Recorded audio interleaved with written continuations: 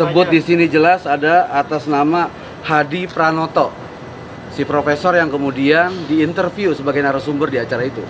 Kemudian yang kedua adalah pemilik akun YouTube Dunia Manji, pemilik akun YouTube ini.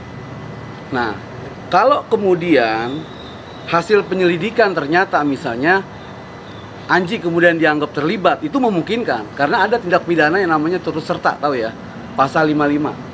Dia menyebarkan berita bohong karena dia diundang dalam acara, nanti itu proses penyidikan yang kemudian akan menentukan. Artinya tidak menutup kemungkinan bahwa secara pribadi Anji bisa diminta pertanggungjawaban secara pidana, Anji, kemudian akun YouTube-nya itu bisa dilakukan penyitaan karena diduga sebagai barang bukti untuk melakukan tindak pidana penyebaran. Nah, itu yang penting. Bang, dilaporkannya kenapa, Bang? Iya, dilaporkannya pertama kan ada dugaan masalah berita bohong kan yang disampaikan oleh si narsum ini, interview si profesor ini. Nah, kemudian disebarkan. Penyebaran itu dilarang menurut Undang-Undang ITE.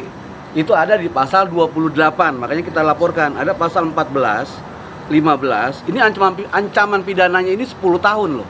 Ini nggak main-main. Bisa langsung ditahan pelakunya, bisa langsung ditangkap.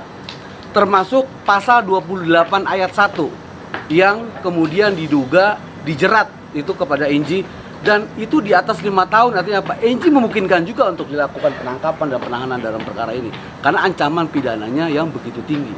Tetapi sekalipun begitu, biar kita serahkan sepenuhnya persoalan ini kepada pihak kepolisian. Yang pasti ini sudah resmi dilaporkan.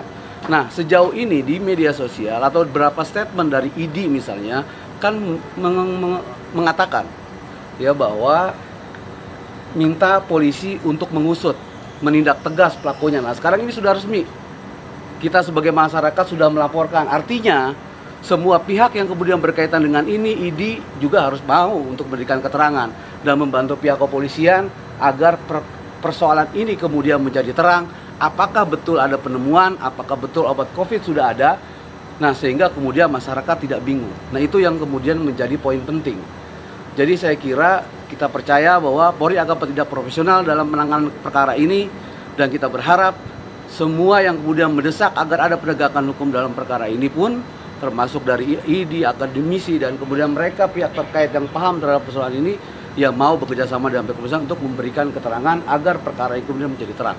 Nah, ya, Pak, mempertegas berarti Abang sebagai pelapor menilai konten itu membuat masyarakat menimbulkan rasa kurang tidak percaya kepada pemerintah, ya, Pak? Iya, kalau kemudian, ini yang gini loh, yang berbahaya dalam pernyataan yang disampaikan oleh si profesor ini, Hadi Pranoto ya, di dalam keterangan interview itu, pertama itu ada dua, menurut saya yang paling fatal ya.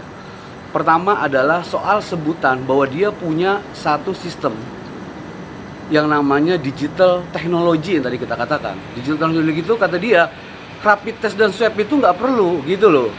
Sampai ratusan ribu, dengan 10.000 dan 20.000 itu sangat efektif. Bayangkan loh, masyarakat selama ini kan ngikut dengan penerapan dilakukan oleh pemerintah. Berarti selama ini kalau ada yang jauh lebih efektif dan biayanya lebih murah, berarti dibohongin dong masyarakat. Bisa dong kita berpikir kayak gitu, berarti kita dibodohi. Dan ini kan berbahaya. Makanya kenapa kemudian ID mendesak agar ada proses penegakan hukum terhadap ini. Itu yang pertama. Kemudian yang kedua, dia mengklaim sebagai seorang profesor dan ilmuwan, dan salah satu ilmuwan dari 4 ilmuwan di dunia, tim medis yang kemudian dia menemukan COVID ini. Oh, itu kan luar biasa. Kalau benar bahwa dia adalah seorang penemu, ini kan harus diapresiasi. Kalau benar.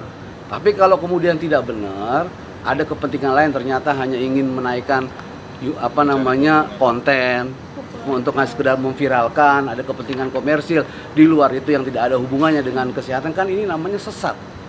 Gitu loh. Apalagi ini disampaikan oleh public figure yang punya voter dan follower besar, dan ini yang berbahaya.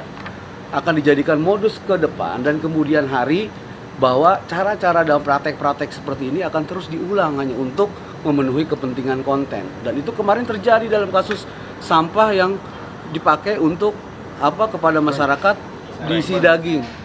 Dan itu terus akan seperti itu. Itu yang kita khawatirkan gitu loh. Kalau ini kemudian dibiarkan, makanya kepada public figure saya kira seharusnya sudah saatnya dilakukan penegakan hukum termasuk terhadap hal-hal seperti ini supaya masyarakat tidak bingung. Nah, poinnya